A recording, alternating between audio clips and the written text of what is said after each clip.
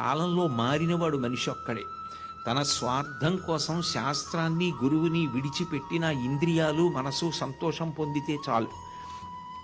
ఈపాటి కొన్ని సంవత్సరాల సంతోషం కోసం ఎంత భయంకరమైన పాపకర్మలైనా చేసి చిట్ట చివరికి వాటి ఫలితాన్ని అనుభవించడానికి కొన్ని కోట్ల జన్మలు తిరియక్కుగా జారిపోతున్నవాడు మనుష్యుడు ఒక్కడే. అయినప్పుడు అంత పవిత్రమైనటువంటి మనిషి జన్మని పాడు చేయగలిగినటువంటి శక్తి బుద్ధి ప్రచోదనం ద్వారా కలిపురుషుడు చేస్తాడు. కాబట్టి ఆయనని నిగ్రహించకపోతే సమాజము భ్రష్టమైపోతుంది. కాబట్టి రాజధర్మంగా అది తాను చెయ్యాలి. కాబట్టి పరీక్షిత్తు కురుచంగాల దేశానికి గబగబా వెళ్ళాడు. వెళ్ళేటప్పటికీ ఈ భూమి అంతా కూడా గోరూపాన్ని ధరించి ఉంది. ధర్మదేవత ధర్మము వృషభ రూపాన్ని పొంది ఉంది. ఆ వృషభానికి 3 కాళ్ళు లేవు, ఒక్క కాలు మీదే నిలబడి ఉంది.